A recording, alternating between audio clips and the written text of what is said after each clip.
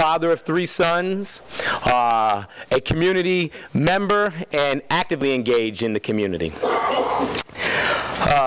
I've started about 3 months ago engaging the community on a listening campaign and informing them on what we're doing through the African American Male Achievement Initiative. One of the most consistent pieces of feedback that people have given me, and I've gotten all levels of feedback, was the creation of the African American Male Achievement Initiative has given me hope. From a mother just this week who described the process of losing her firstborn son murdered and her thirdborn son murdered, to kids in our high schools who are now saying, wow, the system cares so much and have struggled with supporting African American males that, wow, this gives me an opportunity to engage in a way that I haven't had an opportunity to engage. So with that, this wasn't my vision. This was the school board's mission. This was the leadership of our superintendent. And so on behalf of the community, I really want to thank you, again, for having the audacity to create the space so we can address this head on. Now, we have a process that we're following through the African American Male Achievement Initiative that I'd like to describe. And this first process is phase 1, the discovery phase. Through that phase, the hope and the process is to engage the community on what's working and what's not working. And so I've been meeting with youth, some of which is frequent as last night at the Youth Speaks Poetry Slam. I've been meeting with families, meeting with teachers and principals. Now it's not just me meeting. In the discovery phase, the goal is to actually coordinate groups of our community at every level and layer that help support in this process, from youth all the way to elders.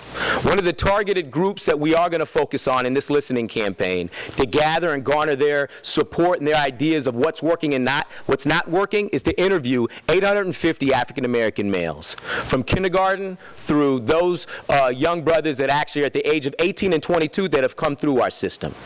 The group that will help facilitate that process are a group of 16 to 18-year-olds that will be trained through Youth Speaks and Youth Together and a couple other nonprofit organizations. Phase 2 is our research and development phase. At this point of the process, again, this is community-led. What we're looking at is effective practices. So we know there's some extraordinary teaching going on in isolation of the system. There's some extraordinary schools happening within USD. We want to capture that, identify that, and share that. We also know nationally there's some schools and districts that are figuring this out. We want to analyze that research, draw in that research so we can share that with our community. Our phase 3 is our strategy and development phase. With this, we're going to be synthesizing that information. That's the community that will be looking at this. All of the information, the research, the data that we have internally, all of the best practices that we've seen locally and nationally, we'll sit with that now as a community and then begin to put that into practice, policy, and programmatic recommendations.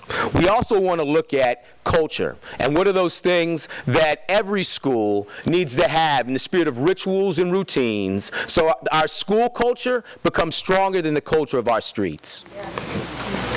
The last piece comes with regards to our process is we want to get something going on right now. So we know that there's a lot of strategies that are happening both locally and nationally, but how can we pilot that in the spirit of addressing the needs of African American males right now and address our young brothers from pre-K all the way through graduation. And so there's several pilot programs that we have. One that's happening right now every third Thursday at Marcus Foster School or facility with regards to professional development and a host of other activities, pilots as well. I want to get into the participant piece.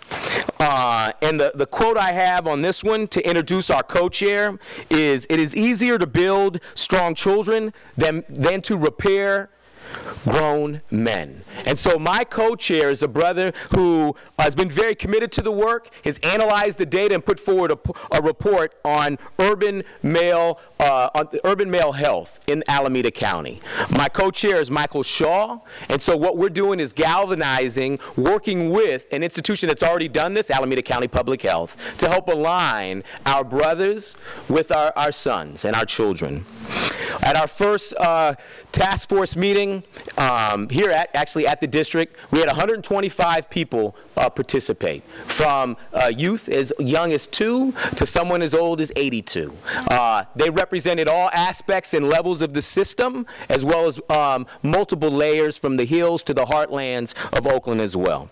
We have 25 technical assistance team members that are going to work with me and meet next Friday. That group will be my work group to help continue to push out this work.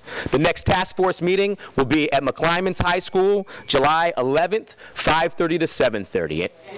I'm sorry, January. Thank you for listening. The next task force meeting, yes, will be in January the 11th, 5:30 to 7:30 at MAC. And the goal is we're going to start to the west, but we're going to convene these monthly meetings all the way through East Oakland, so everybody will be engaged. I had the opportunity to share last night with a group of youth, and I'm hopeful that as many as adults that we have in the room, we have equal youth buying into this process. Thank you.